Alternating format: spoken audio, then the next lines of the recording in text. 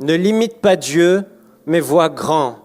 Combien d'entre vous, vous savez qu'on peut limiter Dieu alors que Dieu veut faire de grandes choses, alors qu'il le veut, qu'il le peut, qu'il est capable, parce que nous voyons petit, nous avons petit. Et il est important de voir grand pour ne pas limiter Dieu. Et je suis venu dire à quelqu'un ce matin que Dieu veut faire de grandes choses à travers ta vie. Il veut réellement faire de grandes choses. Et certains pourront dire, mais il ne faut pas vendre du rêve. Je ne vends pas du rêve si quelqu'un croit. Mais si quelqu'un ne croit pas, alors oui, ça restera un rêve. Mais j'aimerais te dire, Dieu est un Dieu qui voit grand. Dieu est un Dieu qui aime faire les choses en grand. Et à travers ta vie, il veut faire de grandes choses. À travers cette église, notre église, il veut faire des choses extraordinaires. À travers cette région, il veut impacter cette région et faire des choses au-delà de ce qu'on peut penser, imaginer, même demander. Car Dieu est tout-puissant et Dieu est grand. J'aimerais qu'on puisse prendre nos Bibles ensemble, ouvrir nos Bibles dans 2 Rois au chapitre 13 et au verset 14. Alors qu'Élisée, le prophète Élisée, était atteint de la maladie dont il mourut, Joas, le roi d'Israël, descendit vers lui, pleura contre lui et dit « Mon père, chars et cavalerie d'Israël !» Élisée lui dit, il faut savoir qu'à cette époque, Israël était dominé et subissait de nombreuses défaites face aux Syriens. Et le roi Joas, le roi d'Israël, est venu vers le prophète Élisée pour trouver des solutions. Et là, le prophète Élisée va lui dire, Élisée lui dit, prends un arc et des flèches. Et il prit un arc et des flèches. Puis Élisée dit au roi d'Israël, bande l'arc avec ta main. Quand il eut fait, Élisée passa ses mains sur celles du roi et dit, ouvre la fenêtre à l'est. Et il l'ouvrit.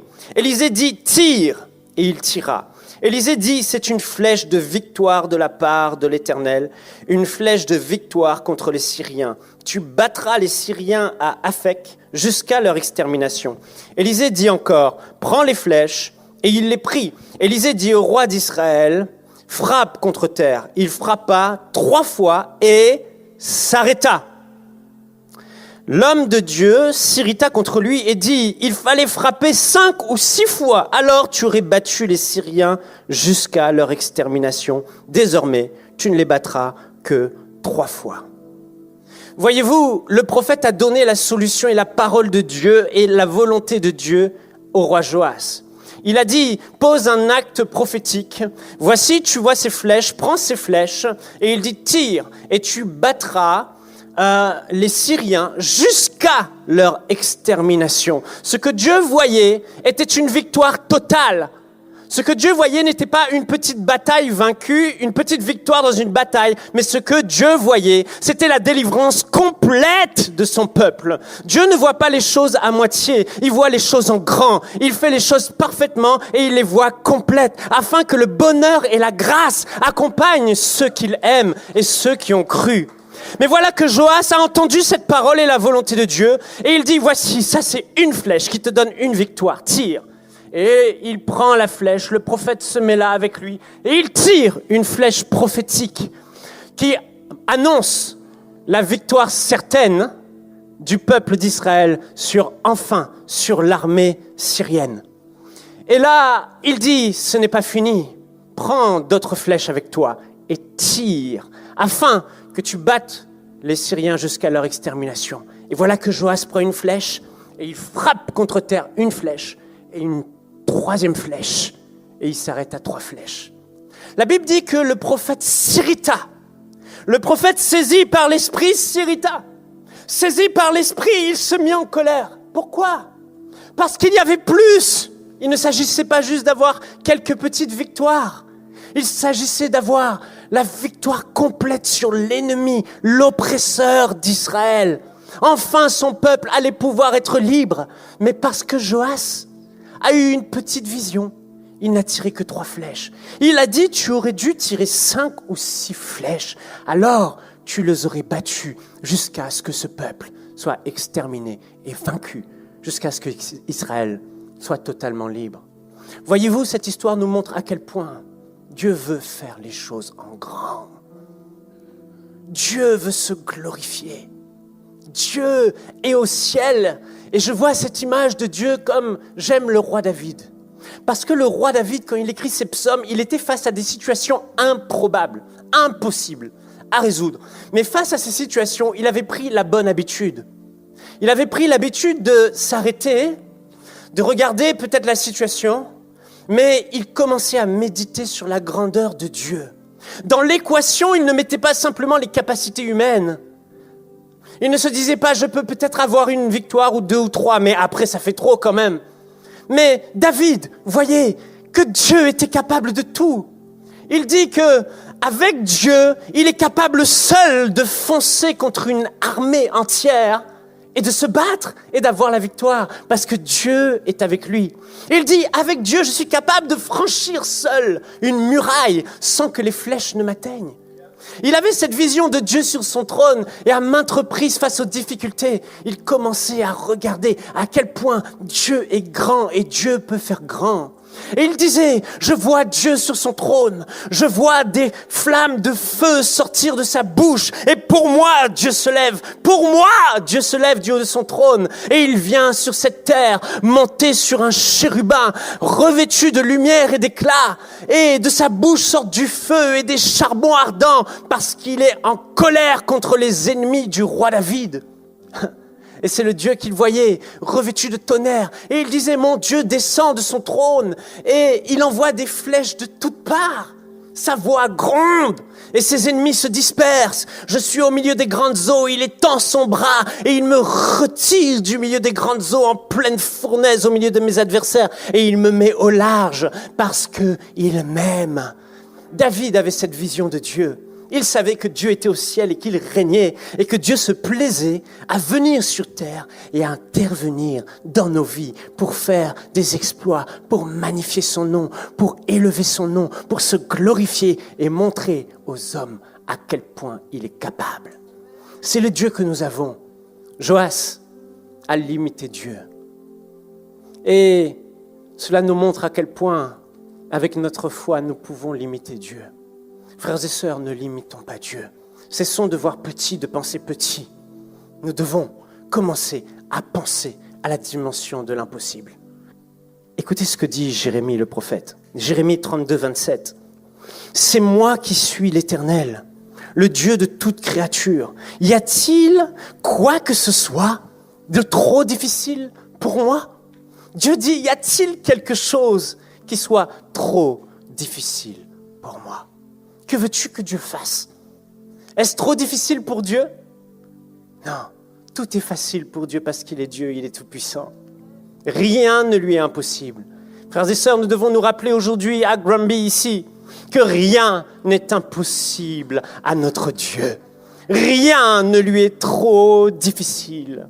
Le centenier, et vous savez, Dieu aime quand des hommes et des femmes commencent à demander à Dieu des choses qui semblent aux hommes difficiles, voire impossibles.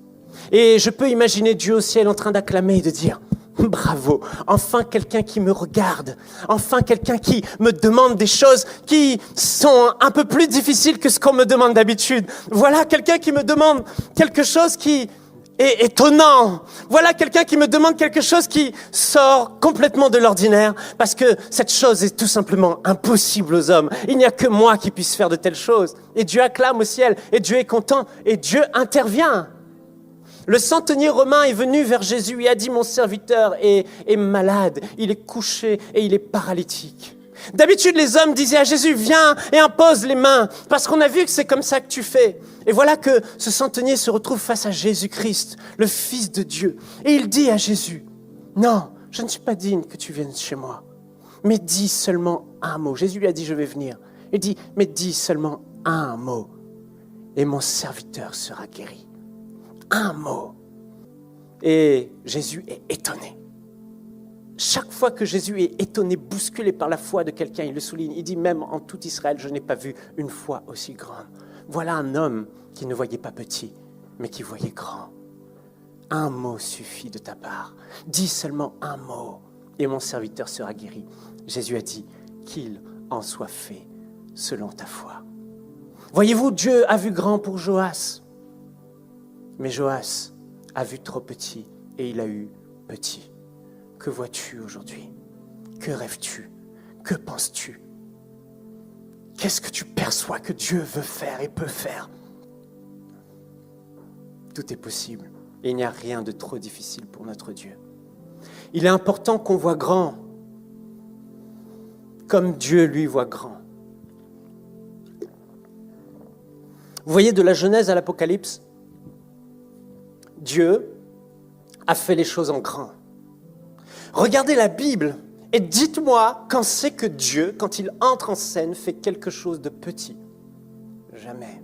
La Bible n'a pas été écrite pour relater les histoires du passé uniquement pour qu'on chante des cantiques et qu'on se rappelle que notre Dieu est grand.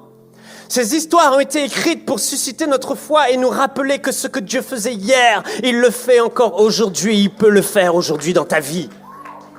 Il peut le faire aujourd'hui dans l'Église. Mais ne soyons pas comme Joas à voir petit parce que nous aurons petit. Dieu veut se glorifier. Il veut élever nos pensées à la hauteur de ses pensées. Regardez dans la Genèse, il a créé la terre.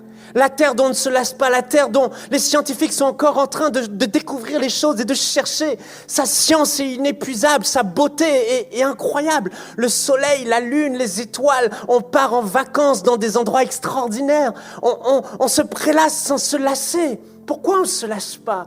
Pourquoi on est toujours émerveillé chaque matin, chaque jour? Parce que Dieu a fait les choses en grand. Imaginez-vous, il avait fait un petit lopin de terre et c'était moche et les arbres n'avaient pas de feuilles. Mais non, il a fait les choses en grand parce que Dieu voit grand et Dieu fait les choses à la perfection.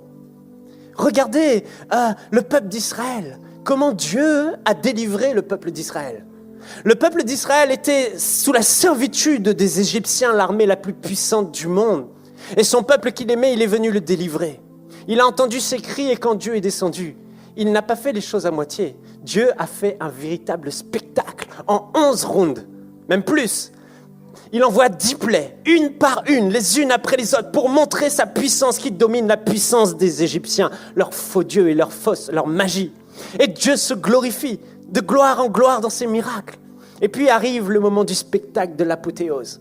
Il aurait pu faire comme Hérode, le frapper par un ange, et puis bon, on tue Pharaon et c'est fini, et puis il laisse partir le peuple d'Israël de l'Égypte. Non, Dieu va faire grand, parce qu'il voit grand, parce qu'il aime magnifier son nom et se glorifier. Et qu'est-ce qu'il fait? Il dit, bon, on va mettre en place un scénario. Avec un bâton que Moïse va élever, on va littéralement, devant toute l'armée des Égyptiens, tous réunis, des millions de soldats, on va ouvrir, ou des centaines de milliers, on va ouvrir la mer en deux, et Dieu littéralement ouvre la mer Rouge en deux. Mais qui peut faire ça? Personne. Est-ce difficile pour Dieu? Non! Il souffle un vent, ou je ne sais comment, la mer s'ouvre en deux, Israël traverse à sec, et les Égyptiens arrivent et ils sont engloutis littéralement. Les ennemis de Dieu, le peuple le plus puissant du monde, l'armée la plus puissante du monde, engloutis dans la mer Rouge. Ça, c'est notre Dieu. Et dans le désert, il aurait pu faire quelque chose, mais voilà qui fait tomber tous les matins une nourriture qui vient d'en haut, fabriquée au ciel directement par les boulangers célestes et qui descend sur la terre. Une nourriture que personne n'a vue. Mais écoutez, vous voulez de la viande? Vous en aurez. Et il souffle un vent et des cailles par milliers, centaines de milliers tombent de partout. Mais franchement, qui peut faire ça? C'est notre Dieu. Il voit grand, il fait grand, il pense grand, car il est grand et il est tout puissant et rien ne lui est impossible.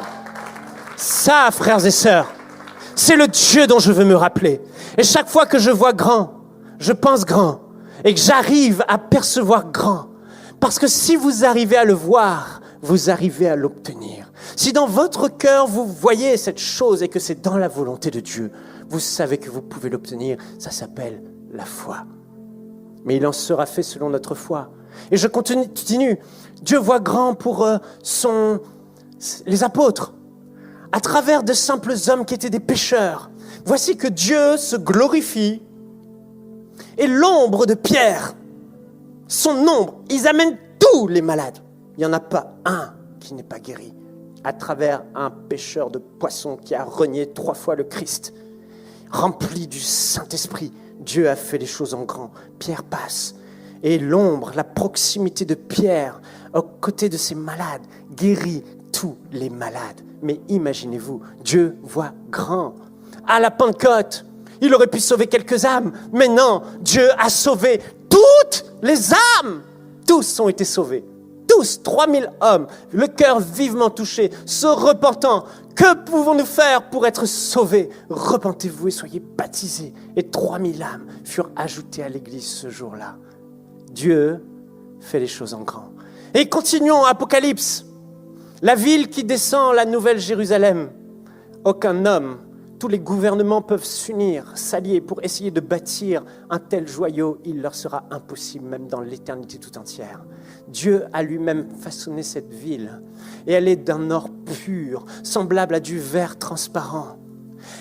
Chacune de ses portes est une immense perle précieuse. Les fondements de la ville sont de 12 pierres précieuses, des plus précieuses du monde. C'est extraordinaire. C'est ce que Dieu fait. Il fait les choses en grand. Elle est immense. C'est la nouvelle Jérusalem. Et aujourd'hui, j'aimerais dire à quelqu'un que ce temps n'est pas terminé. Encore il y a quelque temps, je viens de recevoir un appel de mon ami, le docteur Moussa Touré, qui me racontait qu'un autre ministère, je ne vais pas dire son nom, il est milliardaire.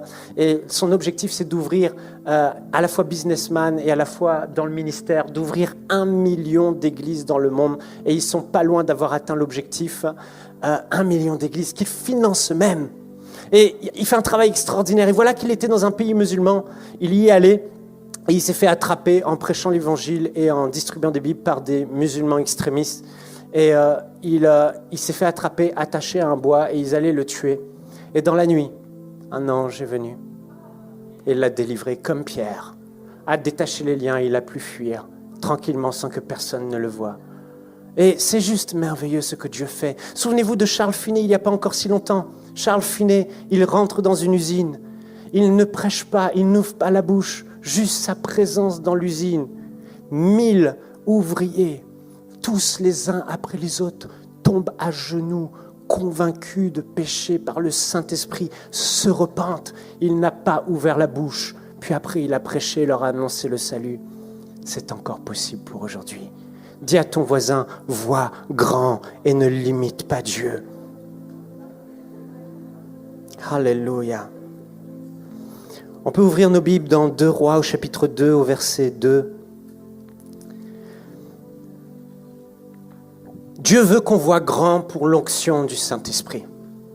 Dieu veut qu'on voit grand pour la puissance du Saint-Esprit qui agit à travers nos vies et à travers ta vie. 2 Rois, chapitre 2, versets 2 à 12. Élie dit à Élisée, « Reste donc ici. » Élie, c'était le prophète, Élisée, c'était son disciple. « Reste donc ici, car l'Éternel m'envoie jusqu'à Béthel. » Élisée répondit, « L'Éternel est vivant et ton âme est vivante. Je ne te quitterai pas. » C'était le jour où Élie allait être enlevé sur un chariot de feu et monté au ciel. Dieu avait décidé de reprendre son grand prophète Élie, qui faisait des miracles extraordinaires. Et Élisée lui dit, « L'Éternel est vivant et ton âme est vivante. Non, je ne te quitterai pas. » Et ils descendirent à Béthel. Les membres de la communauté des prophètes de Béthel sortirent de la ville vers Élisée et lui dirent, « Sais-tu que c'est aujourd'hui que l'Éternel va enlever ton Seigneur au-dessus de ta tête ?» Il répondit, « Moi aussi je le sais, taisez-vous. » Élie lui dit, « Élisée, reste donc ici, car l'Éternel m'envoie à Jéricho. » Il répondit, « L'Éternel est vivant et ton âme est vivante, je ne te quitterai pas. » Et ils arrivèrent à Jéricho. Les membres de la communauté de prophètes de Jéricho s'approchèrent d'Élisée et lui dirent, « Sais-tu que c'est aujourd'hui que l'Éternel va enlever ton serviteur au-dessus de ta tête ?» Et il répondit, « Moi aussi, je le sais, taisez-vous. » Élie lui dit, « Reste donc ici, car l'Éternel m'envoie vers le Jourdain. » Il répondit, « L'Éternel est vivant et ton âme est vivante. Je ne te quitterai pas. » Et ils poursuivirent tous les deux leur chemin. Une fois qu'ils eurent traversé, Élie dit à Élisée, « Dis-moi ce que tu veux que je fasse pour toi avant d'être enlevé loin de toi. » Élisée répondit, qu'il y ait sur moi une double part de ton esprit, ou d'autres traductions disent une double onction. Élie dit, tu demandes quelque chose de difficile. Toutefois, si tu peux me voir pendant que je serai enlevé loin de toi, cela t'arrivera. Sinon, cela ne t'arrivera pas. » Alors il continuait à marcher tout en parlant. Un char et des chevaux de feu s'approchèrent l'un de l'autre. Et Élie monta au ciel dans un tourbillon. Élisée regardait tout en criant « Mon père, char de la cavalerie d'Israël !» Puis il ne le vit plus. Il prit alors ses habits et les déchira en deux. Et vous savez que quand, après cette scène, Élisée va prendre le manteau d'Élie qui est tombé. Il a vu Élie, il a pris son manteau et il est allé devant le Jourdain et il a tapé les eaux du Jourdain comme le faisait Élie. Et le Jourdain s'est ouvert en deux. Et Élisée a obtenu la double part de l'esprit, de l'onction, de la puissance de Dieu qui était sur le prophète Élie. C'est possible. Il l'a reçu. La double part, parce qu'il l'a désiré, il a vu grand et il a obtenu grand. J'aimerais vous dire que l'onction du Saint-Esprit, c'est ce qui nous permet d'opérer dans une dimension surnaturelle, une dimension où Dieu fait ce qu'on ne peut pas faire, ce que l'homme ne peut pas faire. L'onction du Saint-Esprit est donnée à l'Église et à toute personne sur cette terre qui est née de Dieu et qui veut servir Dieu et qui est serviteur de Dieu pour pouvoir accomplir sur cette terre les desseins de Dieu pour servir les autres. Ésaïe 61 nous dit que l'onction ne nous est pas donnée pour nous-mêmes. L'onction ne sera jamais donnée pour toi et pour faire de quelqu'un de toi, mais l'onction de Dieu est donnée à un cœur qui désire servir Dieu avec efficacité, avec puissance pour pouvoir libérer les captifs, délivrer les captifs, guérir les malades, guérir et restaurer ceux qui ont le cœur brisé. Mais l'onction, ce n'est pas tout juste pour faire des miracles. L'onction, c'est aussi la sagesse qui vient d'en haut, supérieure à la sagesse des hommes, l'intelligence qui vient de Dieu, qui surpasse tout raisonnement humain. L'onction fait d'un homme ordinaire un homme extraordinaire avec qui Dieu opère et fait des signes et des prodiges. Et Élisée voulait l'onction du Saint-Esprit parce qu'il voulait être utile pour le royaume de Dieu. Il voulait que sa vie compte. Il voulait faire quelque chose. Mais voyez-vous, personne n'est venu dire à Élisée, « Élisée, voici comment ça va se passer. Voici, tu vas opérer à la dimension de Élie. » Même Élie ne l'avait pas vu. Élisée était un prophète parmi les autres prophètes. Parmi tous ces prophètes qui, dans sa course, alors qu'il suivait Élie, le jour de son enlèvement, les prophètes disaient, « Hey, tu sais que ton serviteur va partir ?» Et Élie lui disait, « Mais reste ici, ne viens pas avec moi. Mets-toi sur le banc des autres, reste avec les autres, fais comme les autres. » Mais dans le cœur d'Élisée, il y avait un rêve, frères et sœurs. Élisée s'est détaché de tous les autres prophètes. Élisée s'est détaché même de la pensée qu'avait Élie. Il y avait quelque chose qui se passait juste dans le cœur d'Élisée. Et Dieu le voyait, et Dieu le savait. Mais ce qui est étonnant de voir, c'est que Dieu, même si Élie a dit que ce que tu demandes, c'est difficile, écoute, moi, Dieu fait déjà des choses extraordinaires avec moi. Et toi, tu demandes le double. Mais Élisée aurait pu demander le triple, le quadruple, Dieu aurait donné. Parce que quand il s'agit de l'onction du Saint-Esprit, quand il s'agit de faire avancer le royaume de Dieu sur terre, quand il s'agit de chambouler une région ou une ville, quand il s'agit de chambouler un quartier, une ville, une vie, une famille, Dieu est toujours prêt à manifester sa gloire et à donner son onction. Mais qui voit grand? Qui pense grand? Qui ose, comme Élisée, croire que c'est possible? Qui ose persévérer face à l'adversité? On va te dire, non, oublie, t'es un rêveur, toi, laisse tomber. Non, je ne te quitterai pas. Taisez-vous, parce qu'à l'intérieur de moi, il y a une voix qui dit, Dieu a mis en moi un rêve. Et je me vois opérer 2 fois plus qu'Élie. Je me vois faire 2 fois plus de miracles. Je vois Dieu se manifester 2 fois plus que lui. Je vois Dieu faire à travers ma vie de grandes choses. C'est inscrit en moi. Vous pouvez dire ce que vous voulez. Je le vois et je l'obtiendrai. Parce que Dieu donne l'onction. Parce que ce n'est pas pour moi, c'est pour son royaume que je le veux. Élisée continue. Il aurait pu voir petit et il n'aurait rien eu. Mais il a osé croire grand. Il a osé voir grand. Il a osé étonner Dieu. Oh, la double part. Et Dieu lui a donné. Élisée a écouté son cœur et n'a pas écouté ce que les autres disaient. J'aimerais rappeler à quelqu'un ce matin c'est essentiel d'écouter ce que tu as mis dans ton cœur. Si ce n'est pas un désir égoïste, ce n'est pas pour toi, mais si ton cœur bat pour les âmes perdues, si ton cœur bat pour faire la différence, si ton cœur bat pour être un collaborateur avec l'Esprit de Dieu et avec le ciel pour faire avancer le royaume des affaires de ton Père et du Seigneur Jésus-Christ sur cette terre, alors tu désires quelque chose de noble. Alors tu aspires à quelque chose de noble. Alors c'est peut-être Dieu qui a mis dans ton cœur une flamme, un rêve, un but, quelque chose qui brûle à l'intérieur et tu ne dois pas l'éteindre. Peu importe ce que vivent les autres à côté, peu importe ce que vivent les pasteurs, les ministères, les autres églises, je veux écouter ce qu'il y a dans mon cœur. Élisée a écouté son cœur. Il a écouté ce qu'il voyait. Il a écouté ce qu'il percevait. Et il s'est dit, c'est possible. Et il a eu la double part de l'onction qui était sur la vie d'Élie. Ne laisse pas cette flamme et ce rêve s'éteindre parce que tu veux te conformer à ce que font les autres. Mais écoute ton cœur. Jésus a dit, en vérité, je vous le dis, celui qui croira fera des œuvres que je fais et il en fera des plus grandes encore parce que je m'en vais vers mon Père. Il continue, dans Jean 14, il dit, je vous le dis, tout ce que vous me demanderez en mon nom, je le ferai. En vérité, je vous le dis, tout ce que vous demanderez, je le ferai. Les apôtres l'avaient compris. Pierre arrive, je n'ai ni or ni argent. Mais Jésus m'a dit ceci. Alors ce que j'ai, je te le donne. Au nom de Jésus-Christ de Nazareth, lève-toi et marche. Et l'homme se lève et marche. Ça, c'est la vérité. Mais nous devons voir grand. Est-ce que tu vois grand? Dis à ton voisin, vois grand. Alléluia.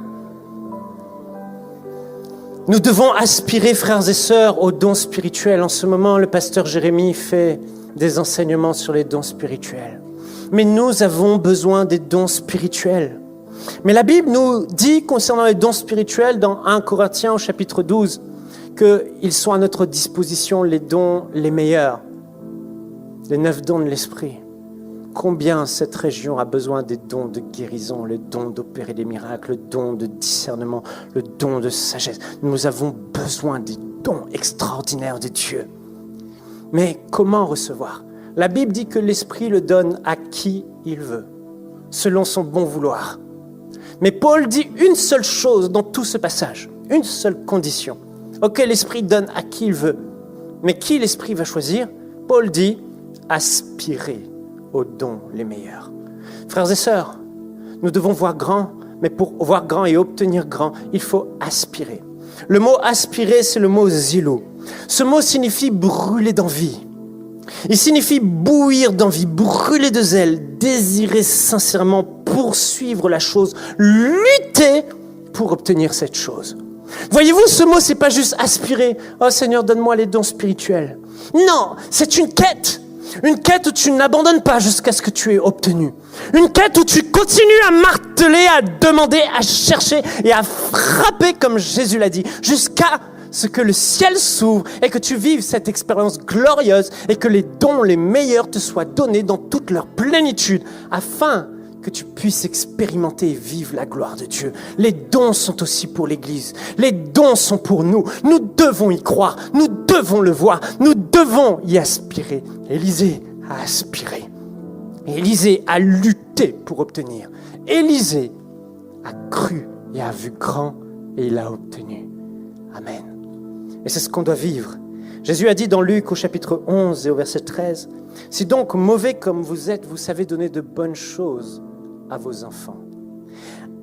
Le Père Céleste donnera d'autant plus volontiers le Saint-Esprit à ceux qui le lui demandent. » Jésus a dit, quand on demande une pierre, on demande un pain, est-ce que Dieu va nous donner une pierre? Quand on demande un poisson, est-ce que Dieu va nous donner un scorpion? Non. À combien plus forte raison? Si vous savez donner de bonnes choses à vos enfants, comment le Père ne vous donnera-t-il pas le Saint-Esprit à ceux qui le lui demandent? Écoutez bien, dans le grec, le texte original, quand on lit ce passage, l'article le pronom le, c'est un pronom ou un article, chérie? Le, c'est quoi? C'est un pronom? C'est un déterminant. Le déterminant le n'est pas là. Il n'est pas dans le texte. Toutes les fois où on parle de la personne du Saint-Esprit, le déterminant le dans le texte original est là.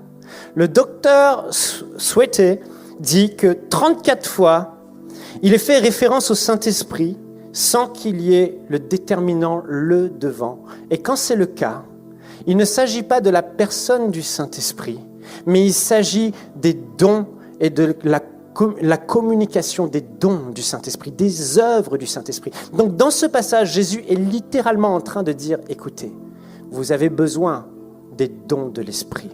Vous avez besoin de la plénitude du Saint-Esprit. Alors, demandez, cherchez, frappez, persévérez, et les dons du Saint-Esprit vous seront communiqués. Alléluia. Dieu veut nous encourager à voir grand pour notre Église. Est-ce que tu vois grand pour cette Église? Ou est-ce que, comme beaucoup, tu es là, tu regardes et tu regardes à ce que tes yeux voient? Mais il ne faut jamais regarder à ce que tes yeux voient. Il y a un couple missionnaire qui s'appelle Claudio et Betty Fredzon. Je crois vous en avoir déjà parlé. Claudio et Betty Fredzon étaient des ministères aux États-Unis. Et Dieu leur a dit, retourne Claudio dans ton pays en Argentine et tu vas bâtir une église en Argentine et je vais faire de grandes choses. Claudio et sa femme ont tout vendu. Ils sont allés en Argentine. Ils ont commencé le ministère. Tous les jours, Claudio Fredzon était avec son haut-parleur. Il était à l'extérieur et il prêchait. Il a dit, je crois, en 4 ans, j'ai eu 0 conversion. 0 en 4 ans. Les seules personnes qui s'attachaient à nous, il disait, c'était des grands-mères parce qu'on leur rendait des services. Et personne ne se convertissait. Il prêchait de tout son cœur, de toutes ses forces. Il priait, il jeûnait, il cherchait Dieu. Rien. 0 conversion.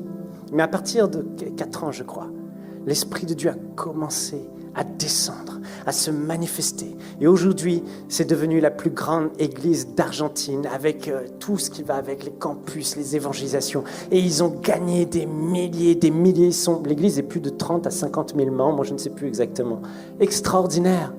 Mais ils étaient là et sa femme disait, mince, on n'a même pas un toit normal, on habite dans une petite cabane et l'eau coule à l'intérieur. Il ne faut jamais regarder à ce que tes yeux voient. Il faut regarder à ce que Dieu a inscrit dans ton cœur, à ce qui brûle depuis tant d'années, à ce rêve qui est là et que tu es en train d'éteindre parce que tu regardes avec ce que tes yeux voient. Mais Dieu te dit, persévère, crois encore, ose voir grand car je suis grand et je veux me manifester. Et ce que j'ai mis dans ton cœur comme rêve, je vais le faire. Frères et sœurs, voyons grand pour l'Église Plénitude. Ce n'est que les commencements. L'église que nous devons voir, c'est l'une des plus grandes églises du Québec, du Canada. Nous devons le voir, pas par orgueil, mais parce qu'il y a des âmes qui meurent. Et la structure qui les sauvera, c'est l'église. La structure qui les fera paraître parfaits devant Dieu, c'est l'église. Nous devons voir grand. Les âmes seront sauvées au Québec. Une par une s'il le faut, par vague et par filet s'il le faut. Je ne sais pas comment, mais les âmes seront sauvées et je refuse de voir autre chose parce que la parole de Dieu est remplie de promesses, que Dieu veut que chaque âme soit sauvée, que ce qui est impossible aux hommes est possible à Dieu et qu'il enverra son esprit sur toute chair. Nous pouvons le vivre encore aujourd'hui et nous allons le vivre. Une église glorieuse, un bâtiment glorieux. Il y aura tellement de conversions que ce que nous devons voir, frères et sœurs, c'est qu'il n'y aura plus de place. Et plutôt que d'avoir un auditorium de 10 000 places, nous aurons plein de campus qui s'ouvriront et des missionnaires qui seront envoyés, des hommes et des femmes ordinaires qui seront formés, remplis du Saint-Esprit et qui deviendront des prédicateurs de l'Évangile, des pasteurs qui prendront soin des brebis. C'est la vision que Dieu a pour cette région et pour la francophonie. Nous devons croire et voir grand. Une église avec, Gordon, le meilleur son. Je ne sais pas ce que tu vois, mais le meilleur son de la francophonie, pas par orgueil, mais parce qu'on croit que Dieu peut faire quelque chose de nouveau, un son nouveau. Une louange qui bouleverse les cœurs. Une louange même qui peut amener des âmes à se tourner vers Dieu tellement la présence de Dieu descend. Des réunions tellement empreintes de la présence palpable de Dieu que les gens n'arrivent même pas à rentrer tellement ils sont saisis par l'Esprit de Dieu. Ou guérir les malades n'est même plus une question de ce qui sort de notre bouche, mais simplement une question d'une main posée. Vous imposerez les mains aux malades et les malades seront guéris. Une église qui vit les actes et la gloire de Dieu. Une église où ce n'est pas simplement les leaders, les apôtres, les pasteurs, les ministères, etc., mais une église remplie de la présence de Dieu avec des frères et des sœurs qui sont des Ananias, des Étienne. Ananias était en prière, et alors qu'il était en prière, l'Esprit de Dieu lui parle et lui montre une rue. Va dans la rue appelée la droite, parce qu'il y a un homme qui s'appelle Saül de Tarse. Il a eu une vision, il t'a vu venir, il est aveugle, impose-lui les mains et amène-le au salut. Des frères et des sœurs qui sont en prière dans cette église, et à l'heure de la prière, l'Esprit de Dieu descend sur eux, les visite et leur montre des choses, des rues, des visions, des choses. C'est possible. Des frères et sœurs en train de servir sur table dans des services importants à l'église. Et tout à coup, il y a un paralytique qui passe. Et tout à coup, il s'arrête. Et par les mains d'Étienne, il se faisait des prodiges tels qui dérangeaient les religieux au point où on l'a lapidé. Il faisait encore plus de miracles et de prodiges par les mains du frère Étienne, qui n'était pas un des apôtres, que par les apôtres à ce moment-là. C'est possible. Est-ce que tu peux le voir? Est-ce que tu peux le croire? Est-ce que tu peux y aspirer? Est-ce que tu peux chercher? Est-ce que tu peux frapper? Est-ce que tu peux ne pas te relâcher? Est-ce que tu le veux? Si Dieu le voit, il va nous le donner. Une église influente, une église remplie de Dorcas. Il n'est pas que question de chasser des démons, guérir des malades dans l'église de Jésus-Christ. Il y avait des Dorcas ou des Tabitha, si vous préférez. Elle avait les deux prénoms. Tabitha, lorsqu'elle est morte, on a appelé Pierre pour la ressusciter. Tout le monde pleurait la mort de Tabitha. Pourquoi? Parce que les Tabitha dans l'église de Jésus, les Dorcas, ce sont des gens qui sont tellement animés de l'amour de Dieu qu'ils se donnent pour les autres. Ils prennent soin des gens, ils prennent soin des brebis, ils tricotent des vêtements. Ils mettent en fait leur talent au service du royaume de Dieu. Et que dans notre église, il y ait des Dorcas à profusion, hommes et femmes qui mettent leur talent au service de Dieu, au point que comme Étienne, comme Ananias, comme Philippe et Dorcas, des âmes sont gagnées, des vies sont transformées, des personnes qui étaient droguées, des personnes qui étaient dans le plus bas fond sont littéralement transformées par la puissance de Dieu. Pauvres et riches viennent à Christ. Une église multiculturelle. Une église remplie de personnes différentes, mais tous unis par l'amour de Dieu et voyant une seule chose, Jésus-Christ de Nazareth, leur Seigneur et leur Sauveur, dont le nom est inscrit au fond de leur cœur, des amoureux de Jésus et passionnés, qui se réunissent chaque semaine pour adorer et élever son nom à la gloire de Dieu le Père. C'est l'église que nous voyons. C'est l'église que nous allons avoir. C'est l'église que nous devons croire. Alléluia. Nous devons, frères et sœurs, repousser nos limites et rechercher l'excellence. L'excellence, je le découvre de plus en plus, a une vertu, un pouvoir extraordinaire sur la vie des gens. L'excellence attire. L'excellence fidélise. L'excellence fait du bien. Et Dieu a fait les choses avec excellence. Nous devons repousser nos limites et ne pas nous contenter de ce qui est simplement correct, mais de dire non, ici, dans cette maison, nous recherchons le meilleur.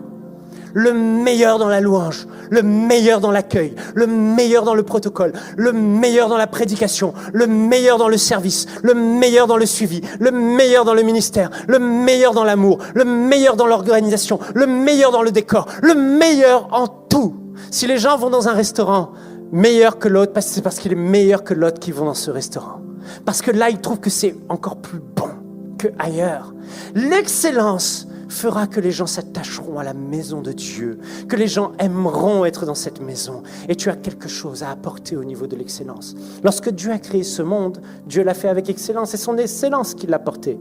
Dieu a fait les choses étape par étape. Et chaque fois qu'il a fini de créer le ciel, la terre, il regarde, il juge, il dit, et Dieu vit que ce qu'il a fait était bon. C'était excellent. Puis il passe à autre chose. Tant que c'est pas excellent, il continue. Mais quand il atteint le niveau d'excellence, c'est bon. Il passe à autre chose. On doit voir que c'est bon. L'excellence, on a atteint le niveau de l'excellence quand on regarde et on fait « Oh, c'est bon. » It hurt clear, more than I can say.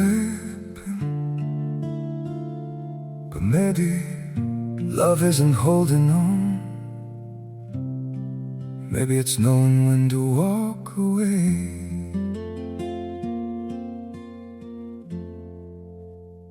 We try to hold what we're slipping through, like sand running from our hands. Every promise started losing shape. We couldn't be what we once planned.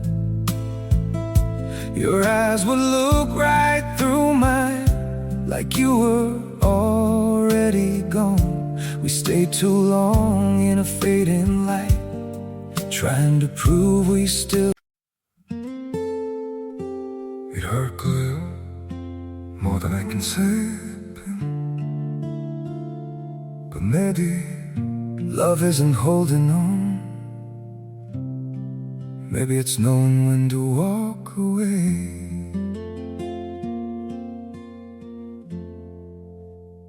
We try to hold what we're slipping through, like sand running from our hands. Every promise started losing shape.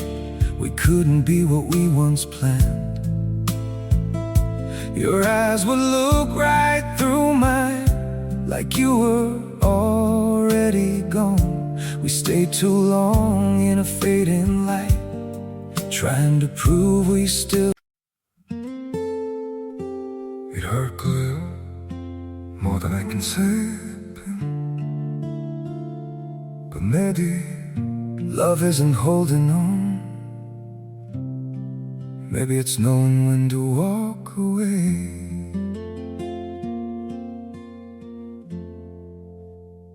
We try to hold what we're slipping through, like sand running from our hands.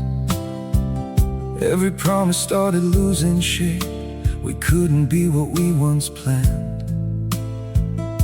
Your eyes would look right through mine, like you were already gone. We stayed too long. Bon, je suis satisfait, je suis content. C'est parfait, c'est très bien là. Ça n'a pas besoin d'être parfait, ça doit être excellent, bon. Vous voyez? Et cette excellence, nous devons la rechercher et la poursuivre. Nous devons rechercher l'excellence au niveau des enfants. Vous savez, j'ai appris récemment que le critère numéro 1 de croissance de plusieurs méga-churches, ce sont les enfants. Offrons dans cette église le meilleur et le service le plus excellent pour les enfants, afin que ce soit les enfants des inconvertis qui disent « Maman, papa, on est allé une fois dans cette église, on y retourne, c'est trop bien !» Et les parents se convertissent. Le meilleur pour les enfants, le meilleur dans tous les domaines. C'est ce que Dieu veut qu'on fasse. On doit voir grand pour l'excellence.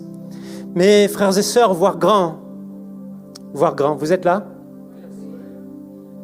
Voir grand, ça demande un prix à payer. Car je vous le dis, et cette parole est vérité, elle est vérité, aucune grande vision ne s'accomplit à moins de payer un prix fort, à moins de travailler fort dans le naturel et dans le spirituel. Aucune grande vision ne s'accomplira sans sacrifice et sans prix payé. Moi, je crois, et à plénitude, on croit en l'équilibre. L'équilibre, on ne croit pas que servir Dieu doit être fait au détriment de la famille et du bonheur familial.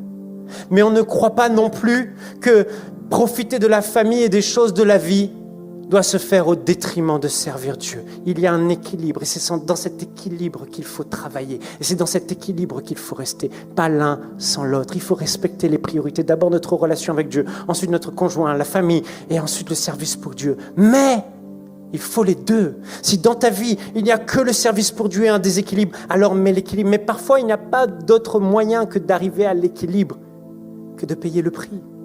Tu vas te coucher un peu plus tard que les autres et te lever un peu plus tôt et le Seigneur renouvellera tes forces. Mais tu n'as pas le choix. L'équilibre ne peut s'atteindre parfois qu'en disant non à certaines choses que tu juges futiles dans ta vie qui prennent du temps. Il y a un prix à payer. Que ce soit pour dire non et pour se discipliner ou que ce soit pour se coucher, dormir moins pour pouvoir faire ces choses. Mais il faut payer le prix. Agée au chapitre 2, je vais lire au verset 4 pour aller vite. Le peuple d'Israël rentrait de captivité et il fallait reconstruire ce temple qui avait été détruit par les Babyloniens. Et Dieu va dire, alors que le peuple s'occupait uniquement de ses maisons, il va dire, est-ce le temps de s'occuper uniquement de vos maisons alors que ma maison est détruite? Et il va les encourager. Il va leur dire ceci. Écoutez bien, c'est Dieu qui parle. Il dit, Maintenant, fortifie-toi, Zorobabel, déclare l'Éternel. Fortifie-toi, Josué, fils de Josadak, grand prêtre. Fortifie-toi, peuple tout entier du pays. Dis à ton voisin, peuple entier du pays. Déclare l'Éternel, et travaillez, car je suis moi-même avec vous, déclare l'Éternel, le maître de l'univers. Là, Dieu va dire, pas juste à Josué, on peut dire que c'est les pasteurs principaux, et c'est pas juste Josué qui doit se fortifier et travailler, c'est pas juste Zorobabel, on va dire que c'est les autres leaders investis dans l'Église qui doivent travailler. Il dit, fortifie-toi, peuple tout entier, parce que Dieu a une vision pour toi, pour le service aussi.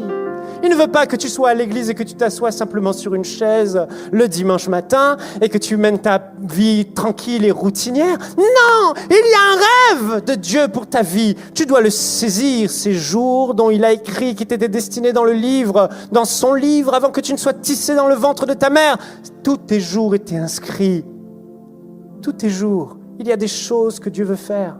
Nous devons tous nous mettre au travail dans l'esprit, dans les réunions de prière, dans les réunions d'église, ensemble, être là, fervent d'esprit, et travailler dans l'esprit, accoucher des choses de Dieu. Nous devons être là dans les réunions fraternelles, frères et sœurs. Avec Jérémie, hier, on s'est appelés juste comme ça pour prier pour le culte de ce matin. Un petit appel, on a prié ensemble. Et il doit y avoir ce prix payé dans les connexions les uns et les autres. Mon frère, ma sœur, viens, on va prier pour cette région, on va prier pour telle chose, on va prier pour telle victoire. Et il y aura un prix à payer individuellement dans votre consécration personnelle. Mais je peux entendre certains, oui, mais pasteur Michael, mais mon confort, j'aime mon confort, j'aime ma petite vie. Et il n'y aura pas de grande vision sans sacrifice. Si tu veux le voir s'accomplir, tu dois payer un prix. Ça ne viendra pas, ça ne tombera pas du ciel. Dieu n'a pas dit, ok, le temple va être construit juste par le Saint-Esprit. Non, il a dit, ni par votre force, ni par puissance, mais par mon esprit. Mais il a aussi dit, travaillez fort, tellement fort que vous devez vous fortifier. Mais pas avec un déséquilibre. Est-ce que vous comprenez ce que je dis? Alors, je finis avec ce point. Pourquoi c'est si dur de voir grand, de payer le prix pour que cette grande vision, on voit grand et on veut que ça s'accomplisse? Jésus va donner une parabole, la parabole des talents. Il nous a tous donné au moins un talent. Chacun d'entre nous, on est né avec un talent, quelque chose qu'on fait de mieux, de plus facilement que les autres. Certains, c'est évident, d'autres un peu moins, mais on a tous reçu un talent. Et il donne cette parabole des talents et les serviteurs vont servir et il y en a un qui va cacher son talent et qui va l'enterrer, etc. Et remarquez ce que Jésus va dire à ce serviteur quand il va revenir.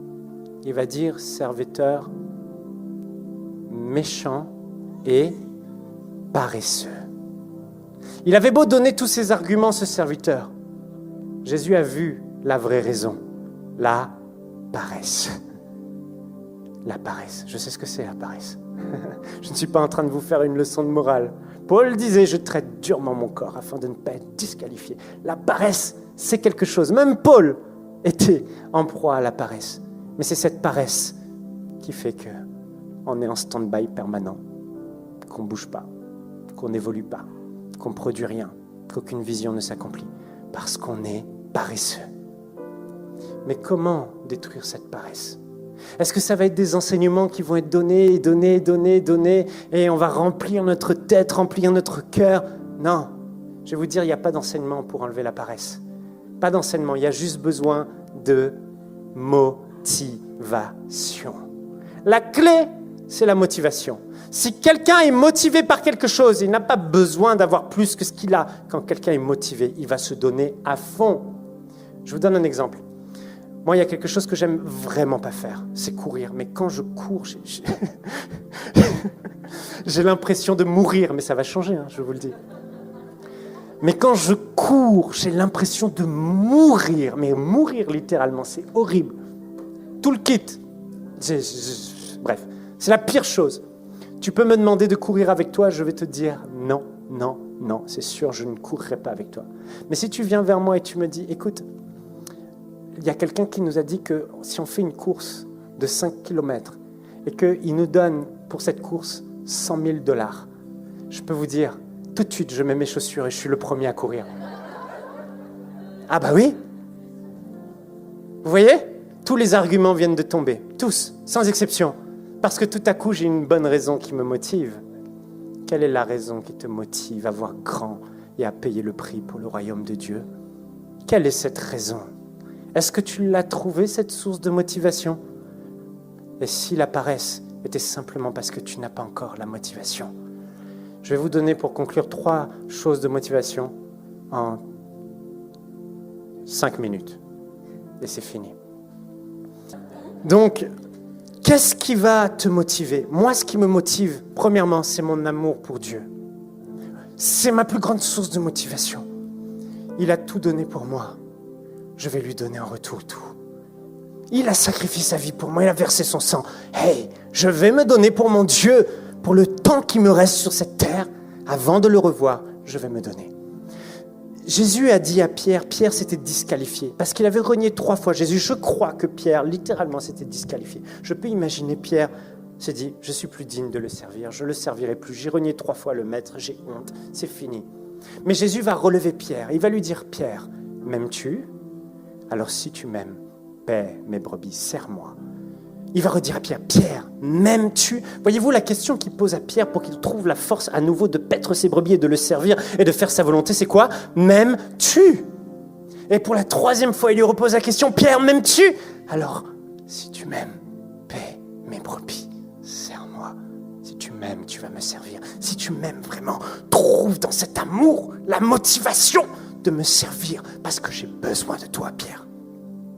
Le royaume a besoin de toi. Et c'est ce qu'il faut faire, trouver dans cet amour la force de le servir. Vous savez, une seule chose va compter au final, c'est son regard et son approbation. Toutes ces choses sur cette terre vont passer, la maison, les voitures, les plaisirs, et tout, ça va disparaître.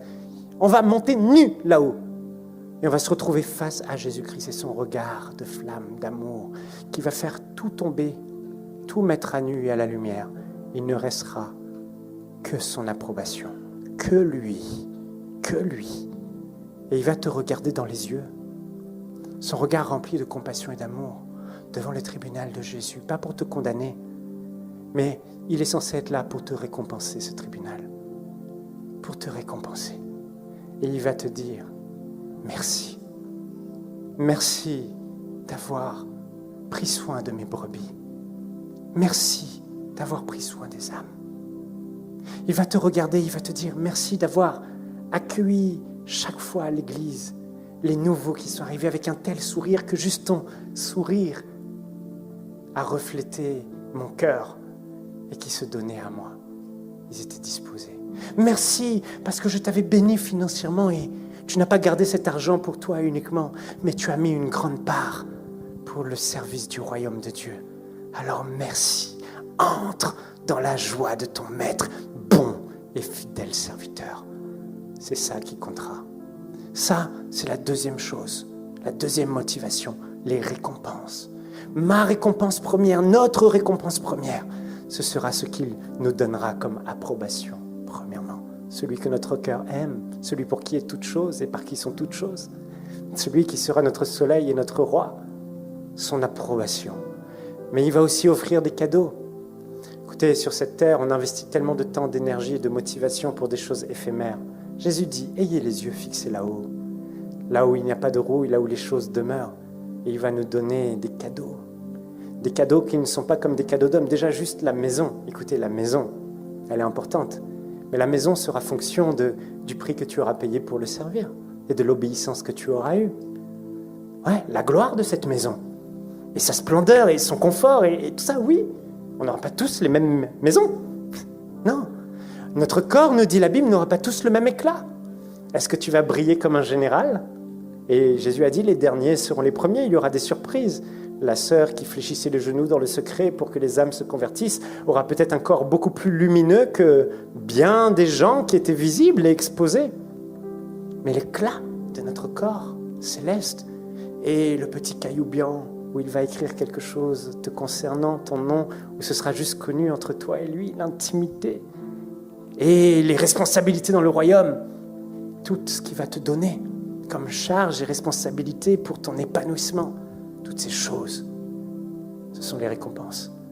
Alors, la motivation va venir de tes récompenses. Et la troisième chose qui va te motiver, c'est la vision. Parce que si tu ne fais pas ce que tu dois faire, et si on ne fait pas ce qu'on doit faire, cette grande et glorieuse vision terminera au cimetière. Elle ne s'accomplira pas. Par motivation pour une vision, des gens ont fait de grandes choses. Je prends souvent cet exemple de Michael Jordan, le basketteur. Un jour, un docteur à un ministère qui s'appelle Miles Monroe rentrait à l'hôtel dans un ascenseur et il y avait Michael Jordan à côté de lui. Et là, Miles Monroe disait « Oh, j'avais une question qui me torturait quand j'ai vu Michael Jordan. Il fallait que je la lui pose. » J'ai dit « Hello Michael ». Bon, je ne vais pas le dire en anglais, je parle mal anglais. Mais il va dire « J'ai une question à te poser, Michael. Quelle est la clé de ton succès? Comment tu as fait pour devenir le plus grand joueur de basketball de tous les temps ?» Il a dit « La clé de mon succès a eu lieu quand tout le monde dormait. Parce que quand j'étais enfant, j'étais le plus mauvais joueur de basketball de mon équipe et mon coach m'a dit « Tu ne seras jamais un bon joueur de basketball. » Quand il m'a dit ça, ça a fait naître en moi une vision, celle de devenir le plus grand joueur de basketball de la planète.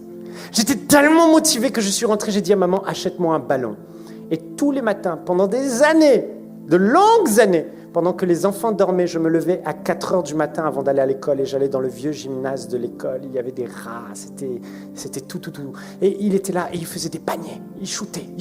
Pendant 4 heures, tous les matins, à 4 heures jusqu'à 8 heures. Et il allait ensuite à l'école. Et c'est là que je suis devenu le meilleur. La vision va te pousser à travailler, à te donner, afin que tes progrès soient évidents, à chercher, afin de trouver, à frapper, afin d'obtenir, à demander, afin de recevoir cette vision. Alors, trouve ta motivation dans l'amour, trouve ta motivation dans cette vision grande que tu veux et qu'il faut que Dieu accomplisse à travers ta vie, à travers notre Église, et aussi dans les récompenses. Sois intelligent. Amen. On va fermer nos yeux. Korabasai.